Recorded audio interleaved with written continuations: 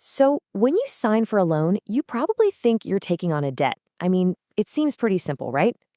But what if I told you that the legal reality, buried deep in old congressional records and even Supreme Court rulings, tells a totally different story? Okay, let's dive into this pretty unconventional legal argument. So, let's just start with a question that gets right to the heart of this whole thing. Is that mortgage note you signed just a record of a debt you owe the bank? Or is it actually a valuable financial asset that you yourself created? The answer, at least according to the sources we're looking at, might really surprise you. All right, so here's our roadmap. We're going to start with the loan transaction we all think we know. Then we'll get into the core of this whole thing. Is a note a debt or is it a security? We'll look at the two big pillars of this argument, a Supreme Court ruling and a major banking act from 1933. After that, we'll see how this argument gets applied to everyday loans and, why any of this actually matters in the real world. Okay, first things first. Let's ground ourselves in what's familiar.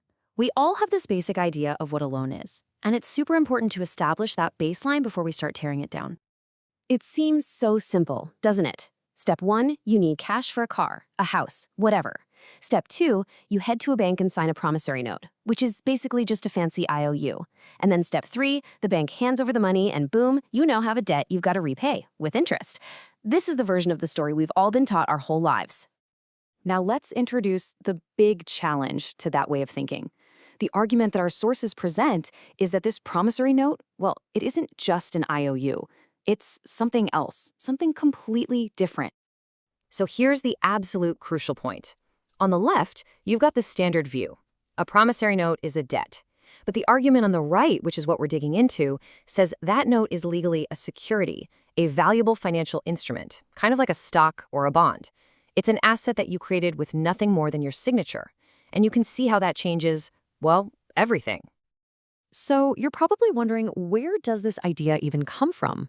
Well, let's get into the first major pillar of the argument, and it's a big one, a really powerful precedent set by the United States Supreme Court. Back in 1990, a case called Reeves versus Ernst & Young made its way all the way to the Supreme Court. The whole point of the case was for the court to create a clear test to figure out when a note should be legally treated as a security. And the conclusion they came to is really the foundation for this entire argument. Now, just listen to the direct language the court used here.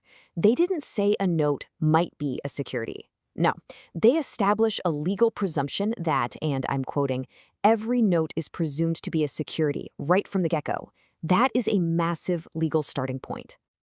And here's the kicker. Because of that Reeves presumption, the legal responsibility, the burden of proof, isn't on you to prove your note is a security. It's actually on the bank to prove that it's not one. They have to jump through hoops to show it fits one of a few very specific exceptions. So the Supreme Court presumption, that's pillar number 1. Pillar 2 comes from Congress itself, nearly 60 years earlier, during one of the most stressful moments in American financial history. To really get this, we have to go back in time for a second.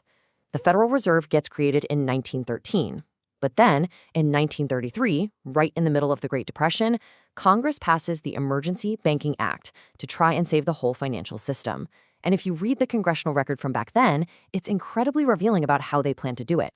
This quote is pulled directly from the law that Congress passed. I mean, look at the language. It says that the Fed can issue new currency, circulating notes, when they are backed by the security of notes. Right there, in the text of the law, Congress itself is explicitly defining these notes as the security that backs the nation's money. And here we have Congressman Wright Patman explaining exactly how it works on the floor of Congress. He says money is issued in return for the notes, and it's worth 100 cents on the dollar. The sources we're looking at interpret this to mean it's an exchange of equal value, not a loan where one person owes another, but a simple swap of one asset for another asset of the exact same value. So we have the Supreme Court's presumption, and we have the actual text of the 1933 Banking Act. So how does this argument actually get applied in the real world to the kinds of loans we're all familiar with? This table really lays it out. Take consumer financing. What we see is just a simple loan. This argument says is actually a security getting deposited under the Federal Reserve Act. A mortgage? We think of it as debt secured by the house. The rebuttal is that the note itself is the real security, and the mortgage is just the investment backing it up. Even a character loan, based on trust, the argument says no loan even happened. It was just an exchange of equally valued assets. Okay, I get it. You might be thinking, this is some interesting legal history, but what's the point? Well, the real-world implications of this interpretation, if you were to accept it, are just enormous. So let's just run through the main takeaways from this argument. First, your note is an asset you created. Second, the bank isn't a lender. It's just a middleman, a fiduciary that's legally supposed to act in your best interest. Third, the transaction was never a loan. It was an exchange. Fourth, the real obligation shifts over to the Federal Reserve. And finally, and this is the big one, it could mean the bank doesn't even have the legal standing to collect on a debt that, under this view, might not even exist. Now, it's really important to say, this is a very unconventional legal theory, and it's not something that's widely accepted in court. And that leaves us with one final, really provocative question that this entire legal argument builds towards.